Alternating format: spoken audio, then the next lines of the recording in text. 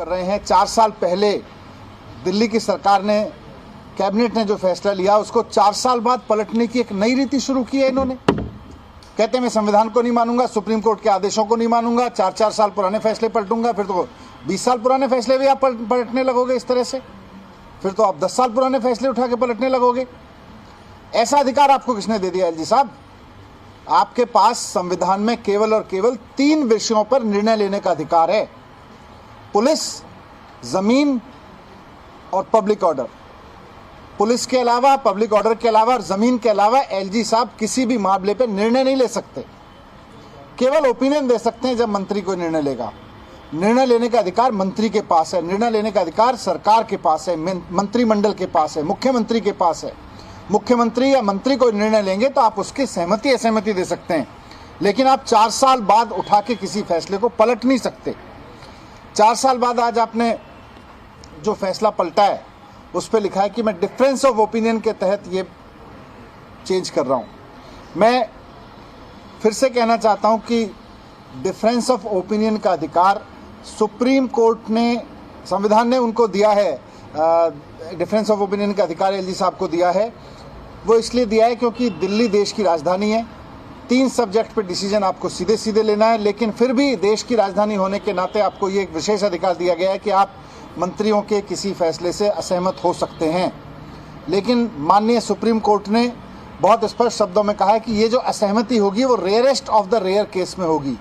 वो कभी कभार किसी मामले में होगी जो राष्ट्रीय सुरक्षा से या ऐसे किसी मसले से जुड़ा हो। ऐसा नहीं है कि आप रोज चुनी हुई सरकार के फैसले को पलटोगे और बोलोगे मेरे पास तो विशेष अधिकार है। सुप्रीम कोर्ट ने लिखा है rarest of the rare case. अब एलजी साहब कहते हैं मैं तो सुप्रीम कोर्ट के आदेश को ही नहीं मानता, सुप्रीम कोर्ट के आदेश मेरे ऊपर लागू नहीं होते। ये कैसे होगा? जब सुप्रीम कोर्ट ने ये कहा है कि rarest of the rare case में होना चाहिए, तो ये रोजाना आप सुबह उठ के रोज सरकार के फैसले को पलटने का जो निर्णय ले रहे हो, ये तो गलत है।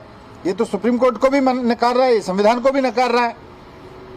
और डिफरेंस ऑफ ओपिनियन लेने का तरीका क्या होगा उस पर भी संविधान ने लिखा हुआ है, उस पर भी सुप्रीम कोर्ट ने बोला हुआ है, उस पर भी ट्रांजैक्शन ऑफ बिजनेस रूल है उसके ऊपर कि कैसे होगा। डिफरेंस ऑफ ओपिनियन ऐसे नहीं हो सकता जैसे एलजी साहब कर रहे हैं रोजाना, कि एलजी साहब अफसरों से फाइल मंगाते हैं, उस पर लिख देते हैं मेरा इस पर डिफरेंस ऑफ ओपिनियन है, ये आदेश लागू करो। ऐसे नहीं हो सकता। ये डिफरेंस ऑफ ओपिनियन भी गैर कानूनी है। क्यों? क्योंकि कानून में लिखा हुआ है कि डिफरेंस ऑफ ओपिनियन तब करेंगे एलजी साहब जब मंत्री कोई निर्णय लेगा, मंत्री निर्णय लेके एलजी साहब के पास भेजेगा। एलजी साहब अगर कहेंगे कि साहब इस पे अलग है, तो एलजी साहब की ड्यूटी है, ये कानून में लिखा हुआ है। एलजी साहब की ड्यूटी है कि पहले मंत्री को बुलाएंगे, उससे चर्चा करेंगे। लिखा हुआ है कानून में कि पहले चर्चा करेंगे, और चर्चा में अगर मंत्री के और उनके बीच में सहमति नहीं बनती है तो वो मुख्यमंत्री को कहेंगे कि एक बार इस पे कैबिनेट में चर्चा करो। मंत्री नहीं मान रहे, कैबिनेट मान जाए, और कैबिनेट भी नहीं मानेगी तब एलजी साहब के पास ये पावर है कि वो कोई निर्णय लेंगे और सेंट्रल गवर्नमेंट को कहेंगे भाई इस पे डिफरेंस ऑफ ओपिनियन है। उससे पहले एलजी साहब के पास कोई पावर नहीं है। तो जो डिफरेंस ऑफ ओपिनियन एलजी साहब ले रहे हैं उसमें कोई प्रोसीजर फॉलो नहीं कर रहे, वो इलीगल तरीके से इंप्लीमेंट करा रहे हैं, अफसरों से डरा के धमका के उनको, संविधान को मान नहीं रहे। सुप्रीम कोर्ट के फैसलों के बारे में उनका कहना है सुप्रीम कोर्ट के फैसले मेरे ऊपर लागू नहीं होते, मैं तो लेफ्टिनेंट गवर्नर हूँ। आप संविधान के आदेश पे चलते हो, भारत में ही रहते हो, भारत में के ही एक राज्य में एलजी हो, आपको संविधान को भी मानना पड़ेगा, सुप्रीम कोर्ट को भी मानना पड़ेगा, नियम कायदे कानूनों को भी मानना पड़ेगा। आप जिस पार्टी के होंगे, ऐसा नहीं है कि दूसरी पार्टी की सरकारों के बारे में आप बोलें उसकी पार्टी का कोई भी फैसला मैं कहीं से भी उठा के पलट सकता हूँ। ये गैरकानूनी तरीके से एलजी साहब कर रहे हैं। कह रहे हैं कि हमने 4 साल पहले जो केजरीवाल जी की सरकार ने डायरेक्टर लगाए थे, वहाँ बिजली कंपनियों में 8,000 करोड़ का घोटाला हो गया। दिल्ली में केवल और केवल एक ही काम हो रहा है बिजली के सेक्टर में कि बिजली लोगों को फ्री मिल रही है। कोई घपला, कोई घोटाला नहीं। कहाँ घोटाला हो गया, कौन सा घोटाला हो गया, सब हवा में है। रोज कोई नया आरोप लगाते हैं, कभी मेरे ऊपर आरोप लगाते हैं, कभी किसी और के ऊपर आरोप लगा देते हैं, सीबीआई भेज देते हैं, ईडी भेज देते हैं। करा लो इसकी जांच, इस 8,000 करोड़ की भी करा लो। आपको ये पावर कहाँ से आ गई? आपके पास ये पावर है कि आपको लग रहा है घोटाला हुआ, जांच कराओ। आपके पास ये पावर कहाँ से आ गई कि आप केजरीवाल जी की सरकार के फैसले को 4 साल बाद पलट देंगे? ये आपके पास पावर नहीं है। असंवैधानिक कर रहे हैं, गैर कानूनी कर रहे हैं, और बिना प्रोसीजर्स को फॉलो हुए कर रहे हैं। आप प्रोसीजर भी इलीगल अपना रहे हैं। मैं एलजी साहब को रिक्वेस्ट करना चाहता हूँ कि संविधान का सम्मान करिए, सुप्रीम कोर्ट के सम्मान करिए। आप ये मत मान के चलिए कि सुप्रीम कोर्ट के फैसले आप पर लागू नहीं होते, और प्रोसीजर्स को फॉलो करिए।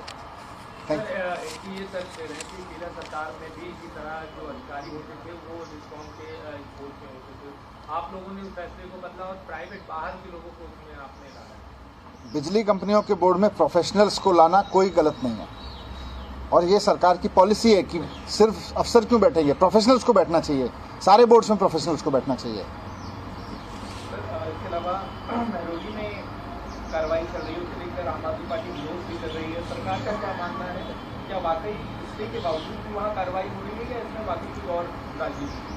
देखिए, जब उसमें कोर्ट के भी आदेश हैं, और मैं तो कल मीडिया पे देख रहा था कि किस तरह से जिन लोगों ने घरों की रजिस्ट्री तक करा रखी हैं उनके घर तोड़े जा रहे हैं, जो लोग हाउस टैक्स दे रहे हैं उनके घर तोड़े जा रहे हैं।